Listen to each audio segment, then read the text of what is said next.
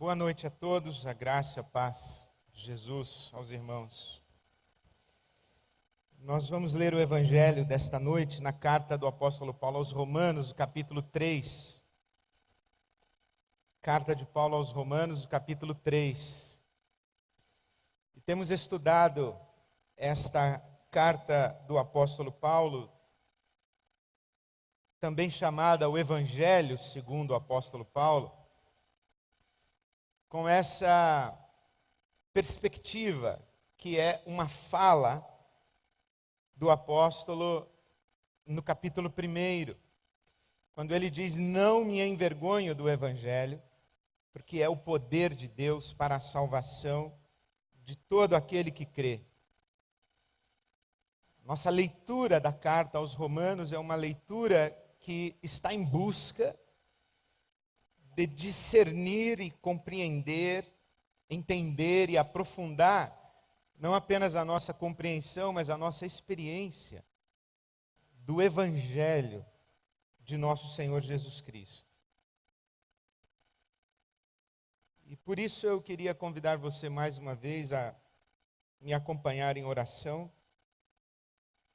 porque a palavra de Deus diz que as verdades e as realidades espirituais, elas são discernidas espiritualmente.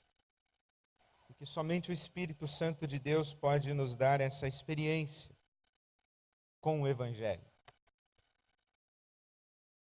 Então vamos pedir ao Espírito de Deus que nos ilumine o entendimento, nos abra os olhos do entendimento, para que a palavra de Deus, que é viva e eficaz, seja viva e eficaz em nós. E para que a nossa meditação tenha como fundamento, de fato, a palavra de Deus.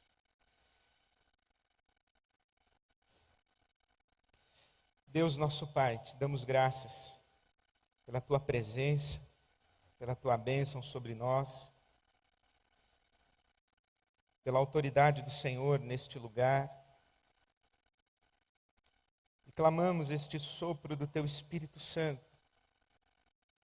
seja um sopro de vida, um sopro de cura, de libertação, de transformação, de redenção, de salvação.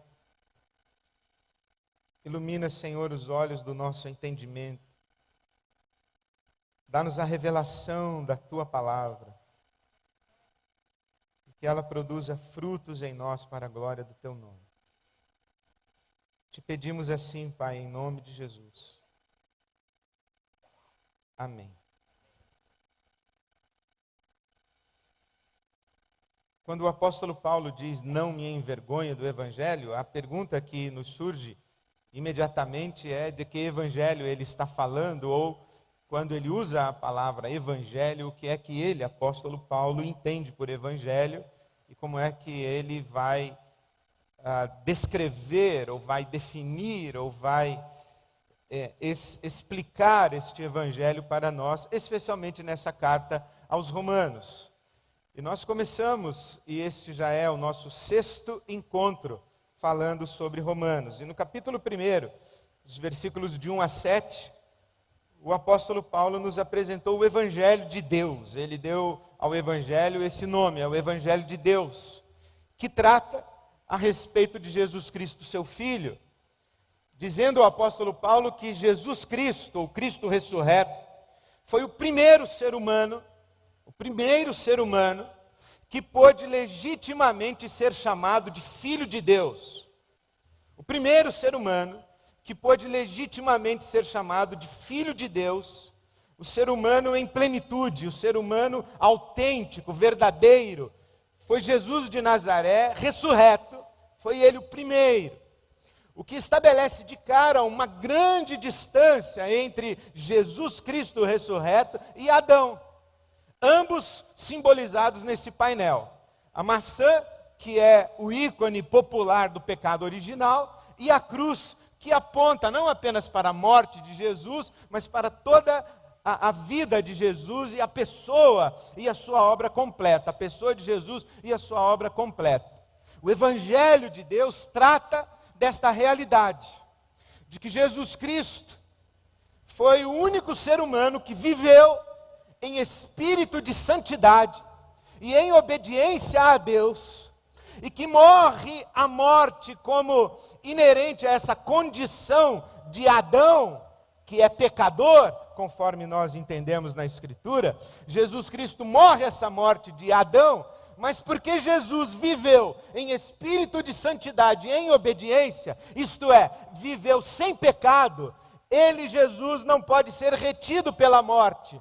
E quando ele volta da morte pela ressurreição, se afirma que aí sim está, finalmente, o primeiro ser humano que pode ser chamado de Filho de Deus.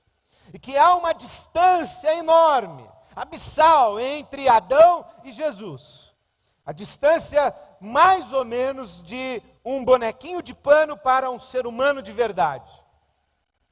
No capítulo 1 ainda, versículo 8 ao versículo 15, ao versículo 17, o apóstolo Paulo vai dizer que o Evangelho é, portanto, esse poder de Deus para a salvação de todo aquele que crê. O que o apóstolo Paulo está dizendo é que o Evangelho é o anúncio de que o poder de Deus, que sustentou Jesus em uma vida de santidade, sem pecado, e o poder de Deus que trouxe Jesus da morte pela ressurreição, está distribuído em todo o universo, e que esse poder de Deus está à disposição de todo ser humano que o invocar. Por isso é que Paulo vai dizer: eu não me envergonho do Evangelho. Que Evangelho? O Evangelho que proclama o poder de Deus que é capaz de nos transformar de seres à imagem de Adão em seres à imagem de Jesus Cristo ressurreto. Este Evangelho que é o poder de Deus, que pode nos levar de um bonequinho de pano, uma bonequinha de pano, a um homem de verdade, a uma mulher de verdade, a um ser humano de verdade. Ainda no capítulo 1, os versículos de 18 a 32, o apóstolo Paulo ilumina com todas as luzes essa figura que é Adão. O apóstolo Paulo acende todas as luzes nesse Adão, que na verdade é um ícone que fala a respeito de todos nós. E o apóstolo Paulo então vai dizer a respeito do que nós chamamos na teologia de pecado original.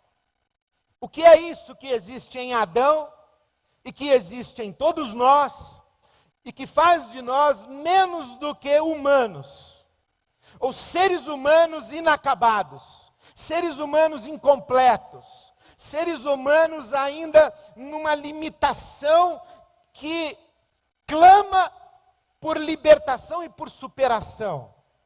O apóstolo Paulo vai dizer que esse é o pecado. E o que é esse pecado? É a pretensão humana de ocupar o lugar de Deus e de ser Deus para si mesmo.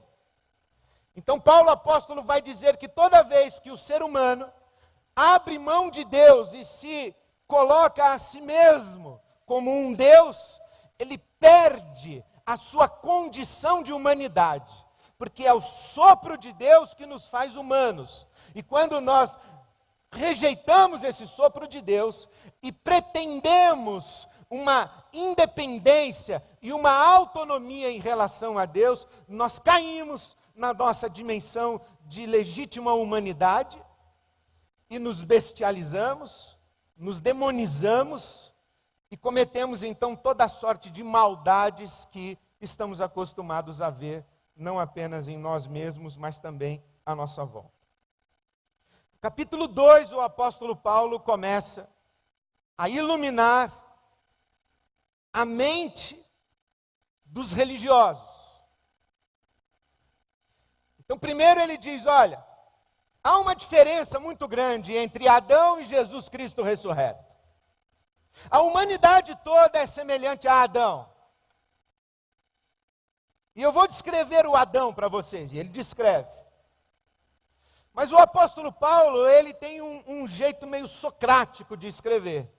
Enquanto ele fala, ele já antecipa uma reação do seu leitor ou do seu ouvinte e responde na frente, como se ele dissesse: bom, eu disse isso, você pensou aquilo e a minha resposta, portanto, é essa.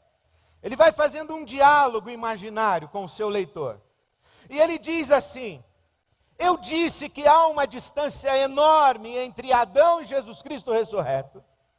Disse que toda a humanidade é a semelhança de Adão. E descrevi Adão com todas as tintas tenebrosas. E você, religioso, vai dizer: mas eu não sou assim como Adão. E Paulo está falando aos religiosos que são os judeus de sua época. Mas nós estamos pensando como cristãos, evangélicos, que estamos lendo a carta aos Romanos.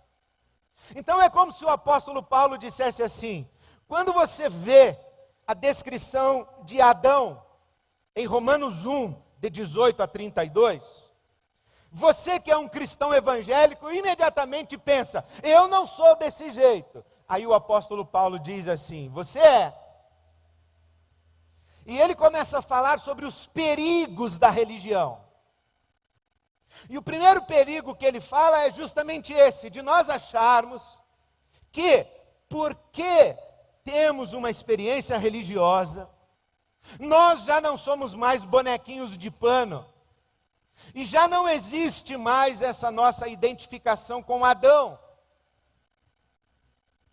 E o segundo perigo que ele vai apontar é aquele em que nós, por causa da nossa experiência religiosa, vamos olhar para todos os outros que não têm a mesma experiência que nós temos e condenar todos os outros a um distanciamento de Deus e até mesmo a uma condenação eterna. O apóstolo Paulo está dizendo: calma lá, há muita vivência adâmica no contexto da experiência religiosa. E há muita vivência de justiça fora do ambiente religioso. A experiência religiosa é, portanto, muito perigosa, porque ela coloca você diante de uma armadilha. A armadilha de achar que você é bom e a armadilha de achar que todo mundo que não é da sua religião é mau. Depois, ainda no capítulo 2, a partir do verso 17 até o verso 29, o apóstolo Paulo vai falar para nós da ilusão da religião. Ele vai dizer assim: olha, você que é da circuncisão, ou, no nosso caso, você que é cristão, evangélico, foi batizado nas águas, você pensa que porque você frequenta a igreja de domingo, porque você foi criado num lar cristão, porque você conhece a Bíblia e tem certa familiaridade com os conteúdos da fé cristã, porque você é bom de doutrina, porque você dá dinheiro na igreja, porque você canta músicas para Deus, porque você é disciplinado nas suas orações, que isso lhe garante alguma coisa, você está enganado, você está iludido.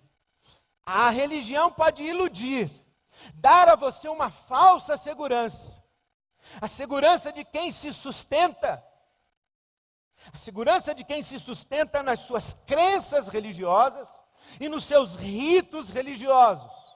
E o apóstolo Paulo vai dizer que a única possibilidade de sermos transformados, de seres humanos à imagem de Adão, em seres humanos à imagem de Jesus Cristo ressurreto, é a obra do Espírito Santo em nós. A única possibilidade de deixarmos de ser bonequinhos e bonequinhas de pano e nos tornarmos seres humanos de verdade, em plenitude, é a obra do Espírito Santo de Deus em nós, e não os nossos ritos religiosos, e não a nossa familiaridade com a religião, porque a religião pode ser para você uma grande ilusão. Mas nessa hora o apóstolo Paulo já sabe também o que é que você está pensando. E você está pensando o seguinte: bom, já que não adianta cantar para Deus, dar dízimo na igreja, fazer oração 5 vezes ao dia virado para Jerusalém, Já que não adianta ser batizado na igreja batista e assinar a declaração de fé de Westminster, que isso não me garante o céu, então para que serve a religião? Para que serve a religião? Para que eu vou na igreja? Para que eu dou dízimo? Para que eu canto música para Deus? Para que eu faço oração? Para que serve a religião? Que vantagem tem ter uma religião? Aí ele começa a escrever o capítulo 3 exatamente para você.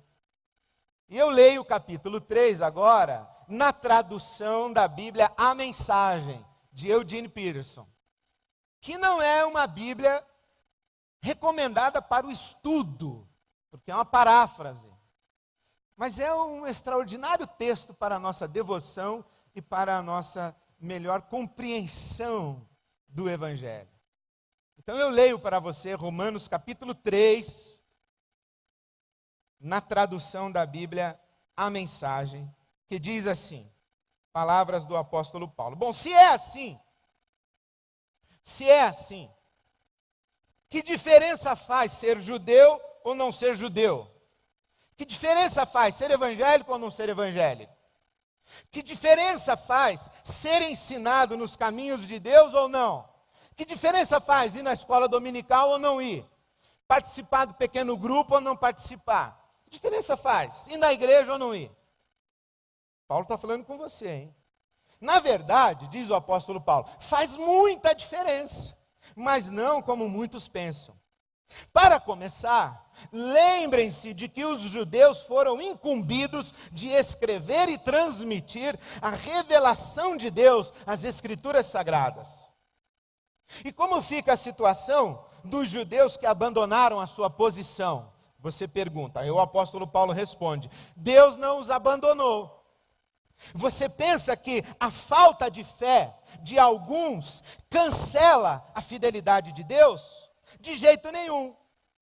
Contem com isto. Deus mantém a sua palavra, ainda que o mundo inteiro minta descaradamente. As Escrituras dizem o mesmo. Suas palavras, as palavras de Deus, permanecem fiéis e verdadeiras. A rejeição não intimidará Deus. Ou na sua tradução, seja Deus verdadeiro e todo homem mentiroso. Mas se a nossa maneira errada de agir apenas realça e confirma o caráter fiel de Deus, não deveríamos ser elogiados por isso? Se as nossas palavras nem sequer deixam marca nas boas palavras de Deus, Deus não cometeria um erro em nos pôr contra a parede e nos condenar pelo que dissemos? É uma pergunta natural. Veja como o apóstolo Paulo está pensando com a sua cabeça. Bom, já que o meu pecado exalta o amor de Deus, legal, né? Estou fazendo um favor para Deus. Aí o apóstolo Paulo diz assim, é uma pergunta boa, mas a resposta é não. Um não bem enfático. Como as coisas seriam corrigidas se Deus não agisse para corrigi-las? É maldade afirmar, se as minhas mentiras servem para mostrar a verdade de Deus de maneira mais gloriosa, como posso ser condenado? Estou fazendo um favor para Deus. Alguns, na verdade, tentam pôr essas palavras em nossa boca, alegando que saímos por aí anunciando, quanto mais mal fazemos, mais bem Deus faz. Então, vamos continuar fazendo mal. É pura calúnia, e eu estou certo de que vocês concordam comigo. Engraçado, toda vez que eu prego sobre a graça de Deus, vem um religioso falar comigo o seguinte, pastor, assim todo mundo vai descambar. Então, o Paulo sabe que as pessoas pensam assim. E Paulo está dizendo, olha, isso é uma estupidez. Isso é um desprezo à graça de Deus. Aí olha o que ele fala logo em seguida. Se é assim, então, onde isso nos levará? Será que nós, os judeus, estamos em situação melhor que os outros? Ele diz, na verdade não. Basicamente, todos nós, os judeus e não judeus, começamos em condições idênticas. Será que nós, evangélicos, estamos em condição melhor do que os outros? O Paulo diz assim, claro que não. Evangélico e macumbeiro começa no mesmo lugar. Parte do mesmo patamar.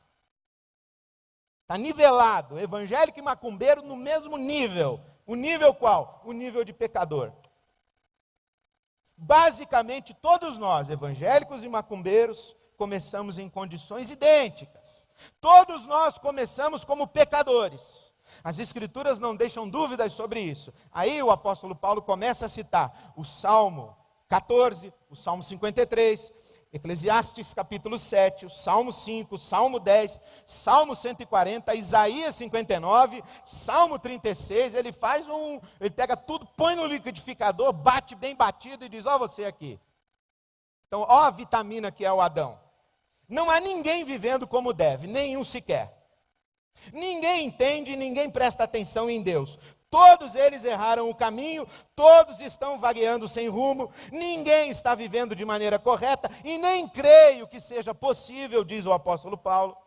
A garganta deles é um túmulo aberto, e a língua deles escorregadia para enganar.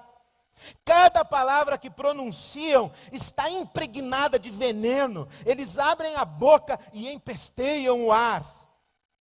São eternos concorrentes ao prêmio de pecador do ano, troféu promessas, ou algum troféu aí de pecador do ano, e emporcalham a terra com sofrimento e ruína, não fazem a menor ideia do que seja viver em comunidade, e passam por Deus e o ignoram. Aí você, evangélico, diz, eu não sou assim. Aí o Paulo lhe responde, está claro que a palavra de Deus não diz respeito aos outros, mas diz sobre nós, e que as Escrituras foram primeiramente endereçadas a nós, e não a eles. Está claro também que somos todos pecadores, cada um de nós, você, todos nós somos pecadores. Estamos no mesmo buraco furado, no mesmo barco furado com todos os outros. Nosso envolvimento com a revelação de Deus não nos deixa de bem com Ele.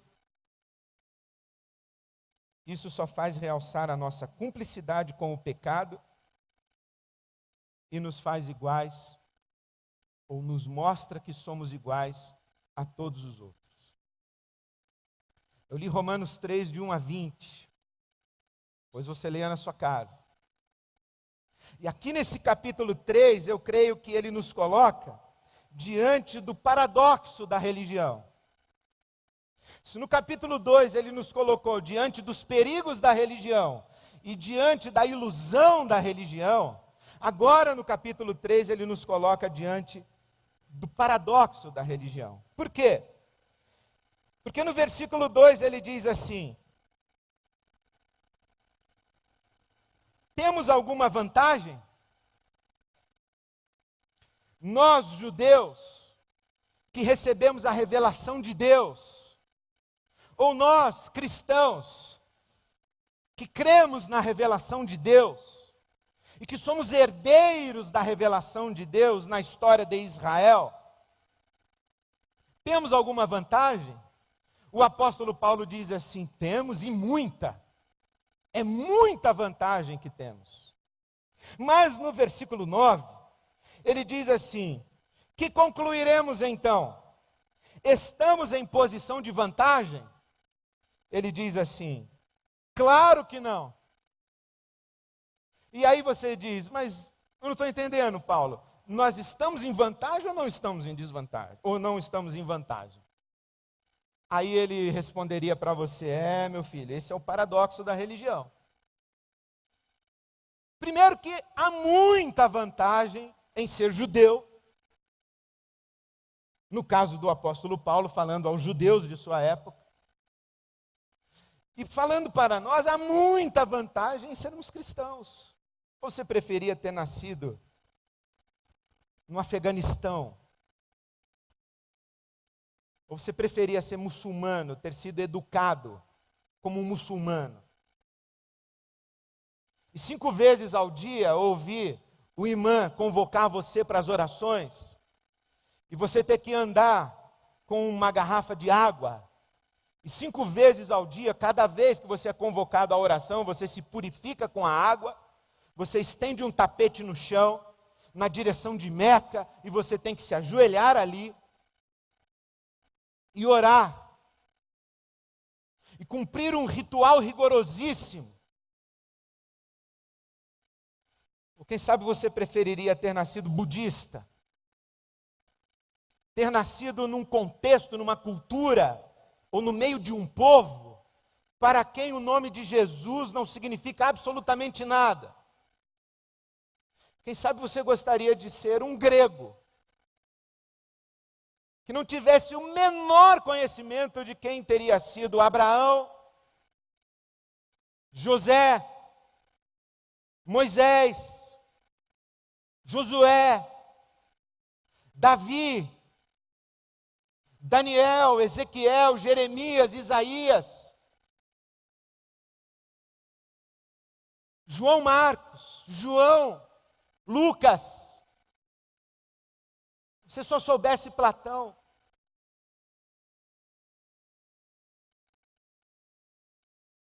Será que você preferiria isso? Não ter o conhecimento do Evangelho da graça de Deus?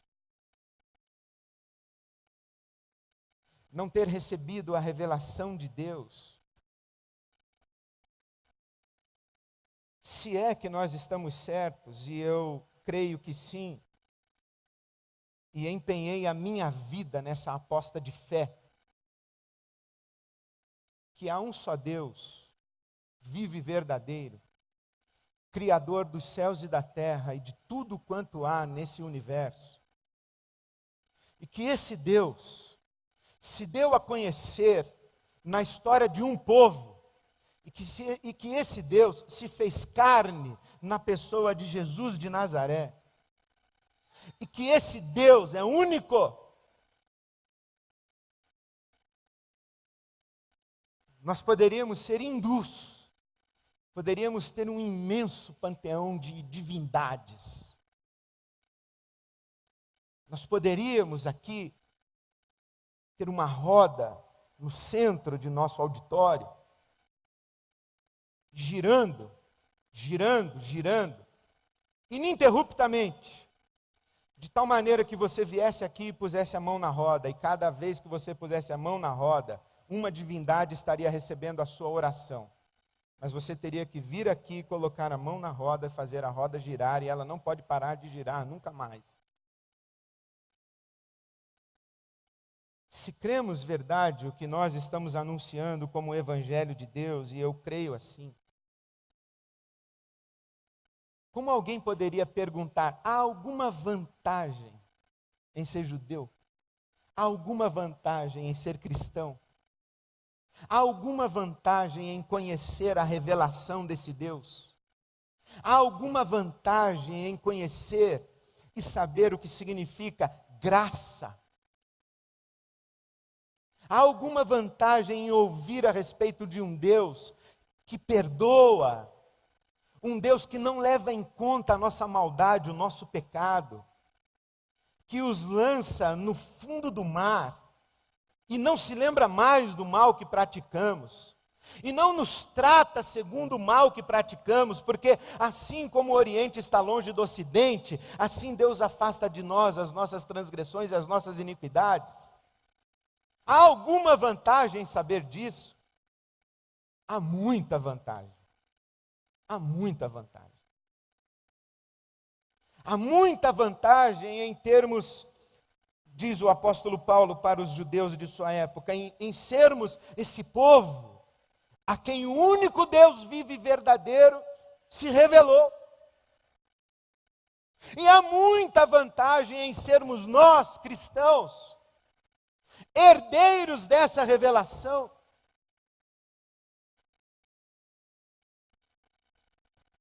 E entregues a esse Jesus de Nazaré, que foi morto e ressuscitou ao terceiro dia. Há muita vantagem para nós.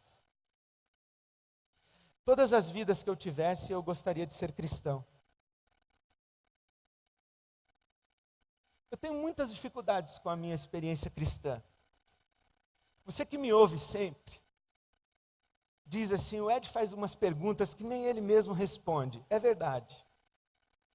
O Ed tem algumas dúvidas que às vezes ele fala e a gente vai para casa com a dúvida porque ele não respondeu. É verdade. Mas outro dia, eu fiz um exercício muito interessante. Comigo mesmo, assim, coisa minha. Vou contar para vocês. Eu falei assim, eu tenho dificuldade com algumas coisas assim da fé cristã. Mas eu falei assim, mas qual seria a minha alternativa? Ser budista? Ser muçulmano? Ser hindu? Seguir a Krishna? Buda? Ser ateu?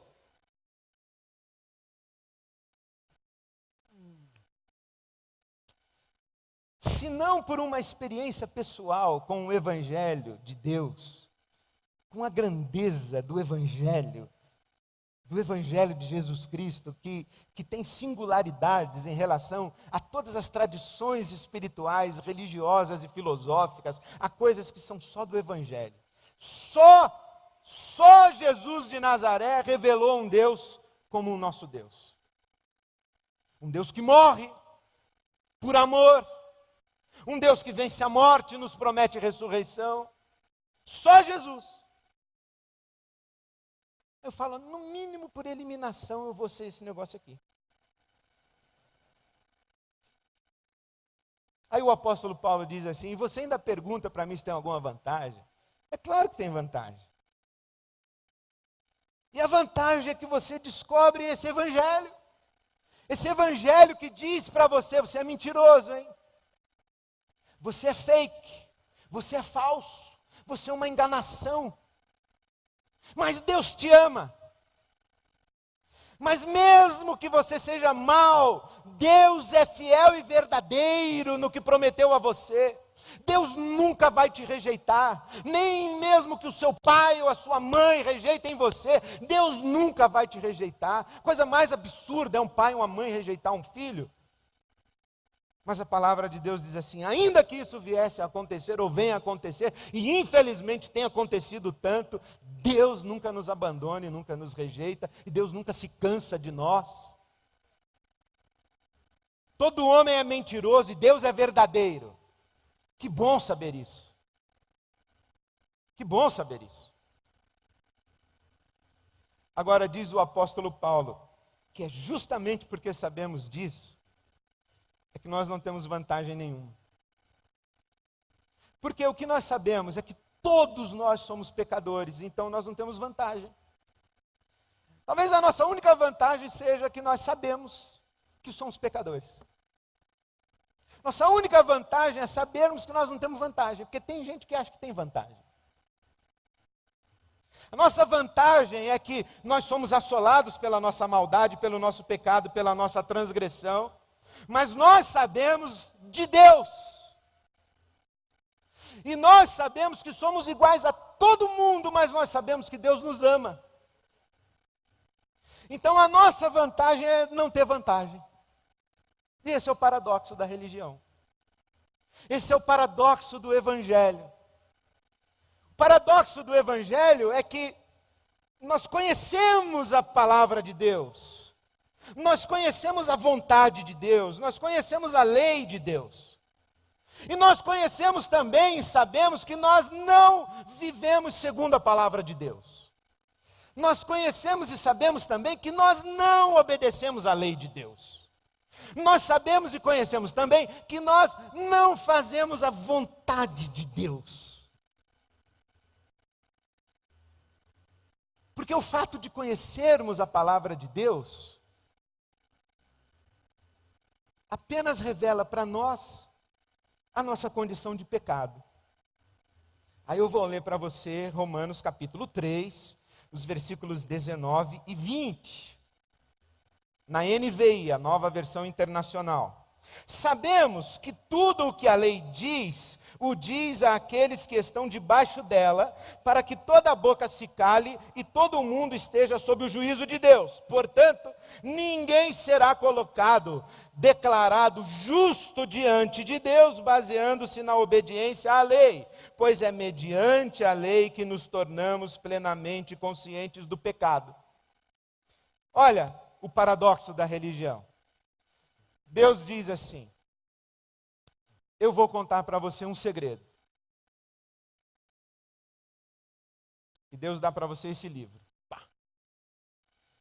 E você fala assim: Deus, muito obrigado. Porque ter esse livro na mão, o teu segredo, é uma vantagem extraordinária. E aí você abre o livro e começa a ler. E você começa a ver que aquela coisa ruim que o Caim fez, você também já quis fazer. Aí você fala assim: Caim sou eu. Aquelas mentiras assim que o Abraão contou, falando que a Sara era irmã dele, negando que ela fosse sua esposa, que de fato era. Aquelas mentiras assim que o Abraão contou para livrar a pele dele, você também já contou. Você fala: Abraão sou eu. Aquela negligência de Moisés, sendo tardio, sonolento, displicente, na circuncisão de seu filho, você fala: é engraçado, eu também sou displicente, e vou empurrando o máximo que eu posso, os limites da minha consciência. Moisés sou eu. Aquela cobiça assim do Davi na mulher do vizinho, você fala: Davi sou eu.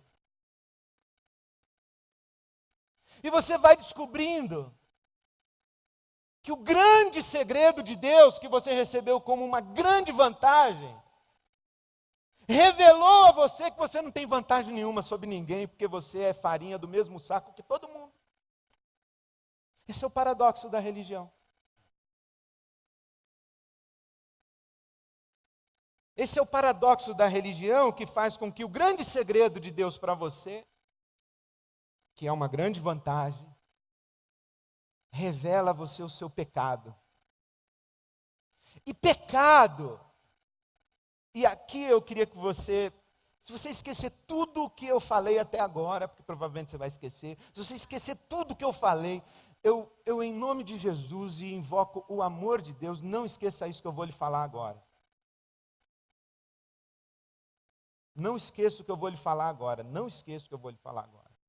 O conceito de pecado na Bíblia Sagrada não é uma questão moral. A nossa distância para Deus não é uma distância moral.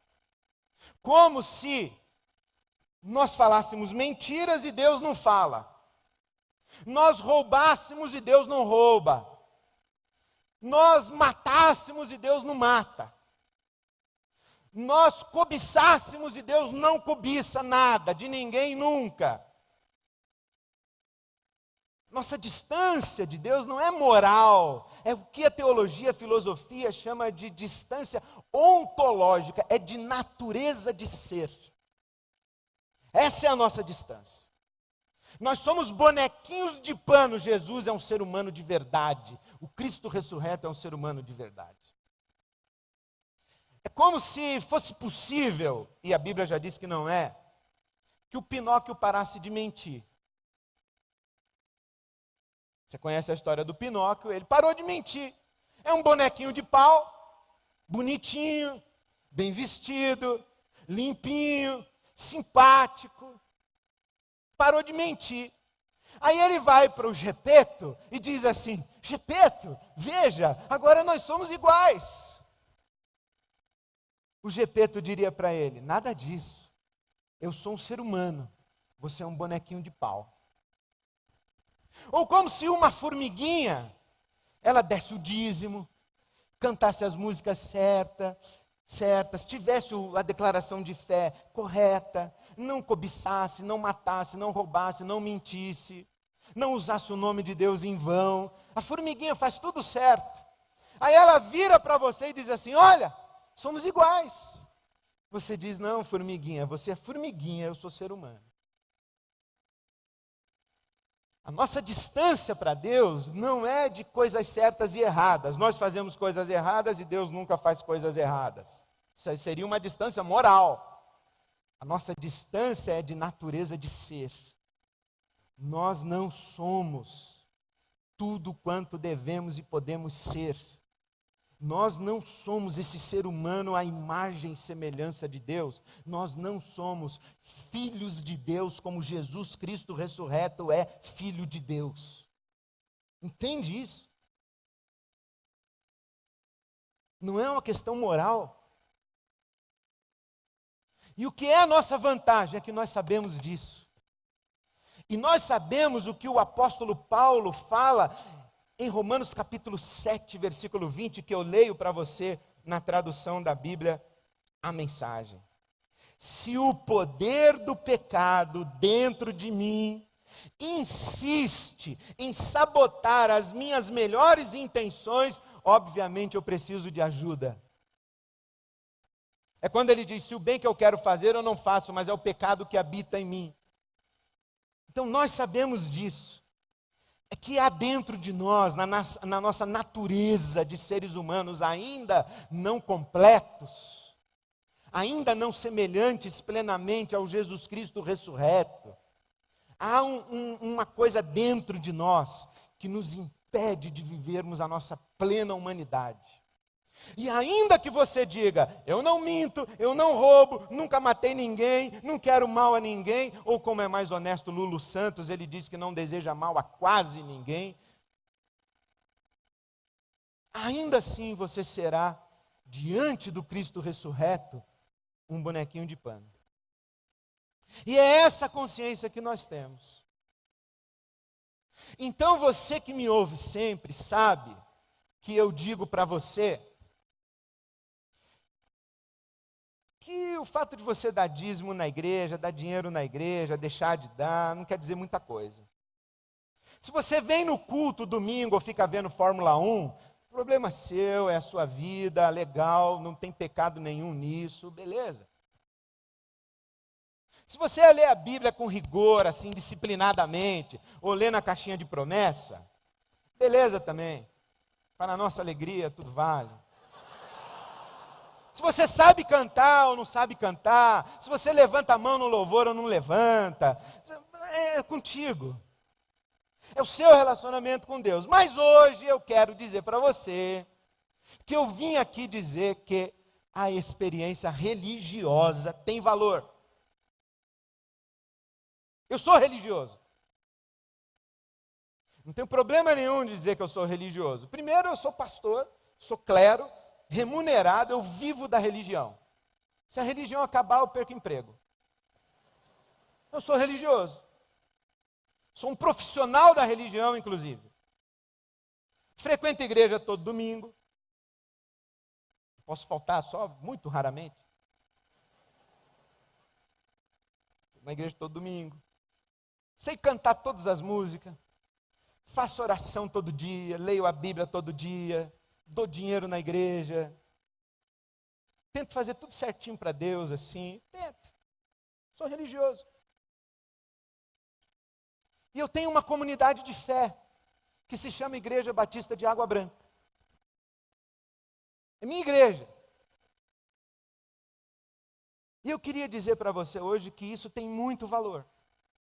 E que tem uma grande vantagem você participar de tudo isso.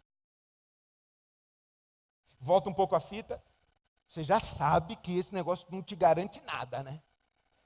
Você já sabe, você já entendeu. Mas tem uma grande vantagem a gente participar de tudo isso, e eu vou lhe dar 5, que eu consegui anotar. Primeiro, é que a gente toma consciência da gente mesmo, do mundo. A gente toma consciência da realidade, porque a gente vai estudando, vai ouvindo, vai aprendendo a revelação de Deus, a palavra de Deus. A gente vai mergulhando nesse livro, como diz meu amigo Ariovaldo Ramos, é um livro zipado. Quando você começa a abrir, ele não para de abrir nunca mais, e vai abrindo, abrindo, abrindo, abrindo, abrindo, e os tesouros de Deus vão se derramando para você, e você vai conhecendo, e cada vez que você conhece, você sabe que você conhece menos, e esse é um livro maravilhoso que você mergulha aqui, e à medida que você mergulha na palavra de Deus, você vai dizendo assim: eu estou entendendo agora eu entendi, eu entendi. Você vai ficando maravilhado com a revelação que você vai recebendo, e isso vai confortando o seu coração, porque a primeira coisa que você vai ver é que o ser humano é mau, que é pecador, que não quer saber de Deus, que faz maldade com os outros. Você fala: então não sou só eu, os caras aqui também, mesmo os caras mais amigos de Deus, não prestava um. Aí você vê a família do Abraão, era toda, hoje, se fosse Abraão, se o autor do Pentateuco fosse um cara assim meio da psi, teria escrito que a família de Abraão era disfuncional. A família de Abraão é disfuncional, a família de Isaac é disfuncional, a família de José é disfuncional, a família de Moisés é disfuncional, a família de Davi é disfuncional pra caramba. É tudo igual, não sou só eu. Eu falo: estou entendendo como é esse mundo, eu estou entendendo agora como é esse mundo. Estou entendendo que isso faz parte de mim. Eu estou entendendo agora o mundo. Quando eu olho para o mundo e eu falo assim: esse mundo não faz sentido, a Bíblia diz: é verdade, não faz mesmo. Por isso é que ele está sendo redimido. Aí você vai entendendo. Mas não apenas você toma consciência do seu pecado e da sua maldade, porque é aí, nessa profunda consciência da nossa maldade, que Deus começa a nos trazer para a vida. Porque a palavra de Deus também vai consolar você dizendo assim: olha, um coração quebrantado e contrito Deus não despreza. E quando você diz: Senhor, pequei contra ti eu pequei. Os meus ossos começaram a envelhecer. As lágrimas não deixavam que eu dormisse à noite, e a minha culpa me dilacerava. Perdoa-me. Aí a palavra de Deus diz assim: ainda que você tenha caído em trevas profundas, Deus há de te trazer e te tornar limpo como a mais pura lã. Então há vantagem sim em conhecer a Bíblia. Quando seu marido disser assim para você: o que adianta conhecer a Bíblia se lá na tua igreja tem um cara que me deve uns 3 chequinhos que ele me deu?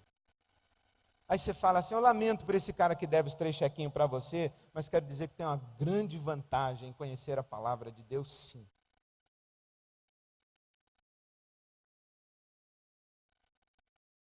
A segunda coisa que você vai descobrir na sua experiência religiosa é que você vai descobrir a graça de Deus. Você vai descobrir e você vai ouvir falar que o poder de Deus está derramado no universo e que o Evangelho é o poder de Deus para a salvação de todo aquele que crê. Um minutinho só. Tá ruim demais isso aqui, Rogério. Não, beleza, espera aí.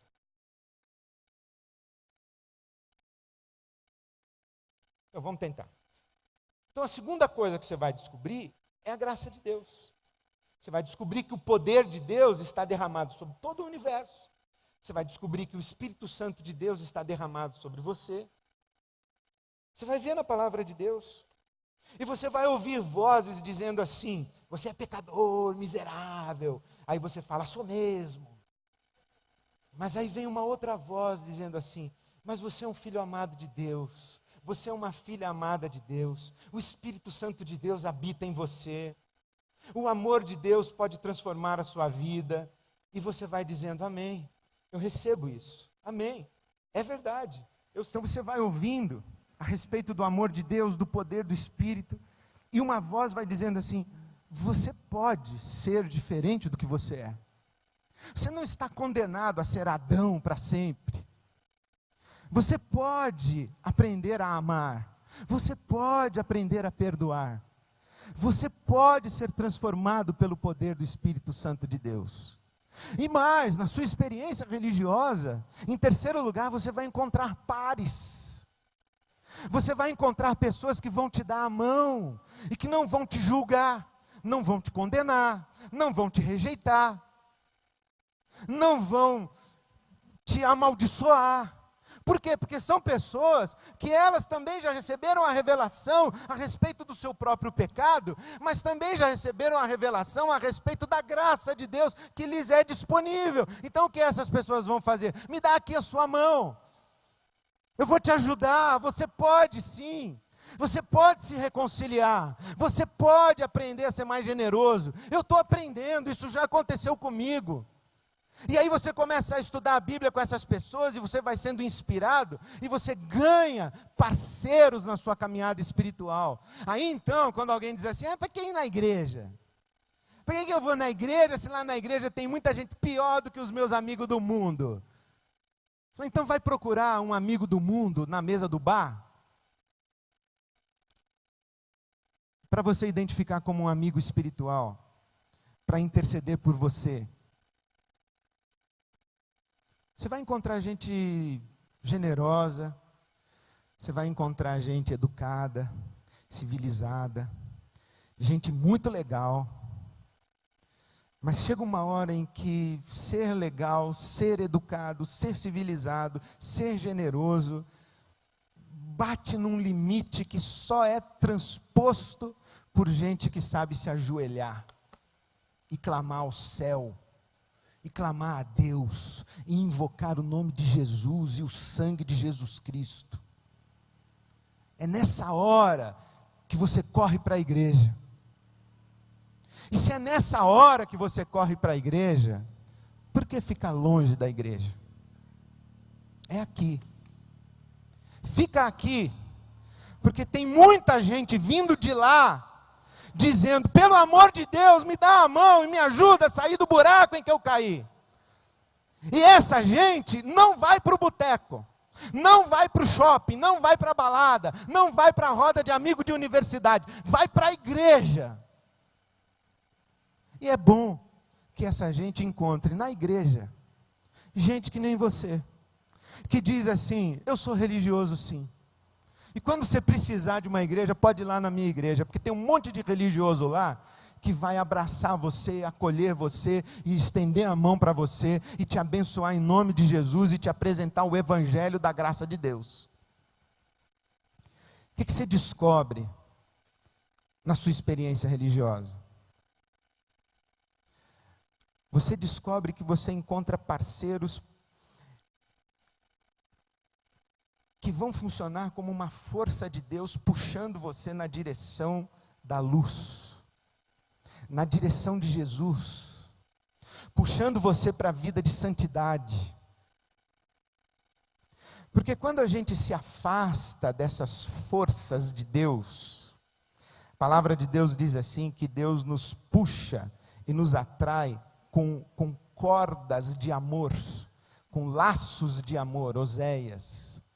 Com laços de amor, eu fico pensando que esses laços de amor são mãos humanas. É alguém que pega na minha mão, olha bem dentro dos meus olhos e diz assim, Ed, esse seu caminho é um caminho de morte. Ou como alguém fez comigo há 2, 3 sábados atrás, olhou para mim e falou, eu vou orar por você. Eu estou preocupado com você. Eu estou orando por você. Você vai ter que me dar explicações. Eu digo, pode perguntar o que você quiser, que a minha Bíblia está aqui, eu te explico. Quando a gente se afasta das pessoas, o nosso coração pende para o que nos é natural. E o que nos é natural não é Jesus, é Adão. É na nossa experiência religiosa que a gente encontra esse ambiente do louvor, da oração, da reafirmação e da celebração da nossa fé, do encorajamento para o serviço, para a doação, para a autodoação. É na experiência religiosa. Então o apóstolo Paulo vem construindo e dizendo assim, não há nenhuma vantagem aos olhos de Deus entre o religioso e o não religioso. Todos somos identificados com Adão, todos. A experiência religiosa por si só pode ser um grande perigo, uma grande ilusão e contém em si um grande paradoxo. Mas a grande vantagem na experiência religiosa. Se nós conseguirmos viver a nossa experiência religiosa, sem cairmos nas armadilhas dos perigos, e sem nos deixarmos iludir pelas suas falsas promessas e sua falsa segurança, mas tivermos na nossa experiência religiosa essa plataforma e esse patamar, a partir do qual nós nos lançamos ao Espírito de Deus, que pode fazer uma obra dentro de nós, então há grande vantagem na nossa experiência religiosa. Eu peço a Deus que dê vida à nossa experiência religiosa, que empreste valor e que dê consequência para a eternidade em tudo aquilo que nós fazemos. Não for o sopro do Espírito de Deus, tudo que nós fazemos se dilui como pó. Mas com o sopro de Deus sobre tudo que nós fazemos, nós vamos sendo aos poucos, como diz a palavra de Deus, transformados de glória em glória, de bonequinhos de pano, em seres humanos de verdade, à imagem do Cristo ressurreto. Que o Senhor Deus assim nos abençoe. Amém.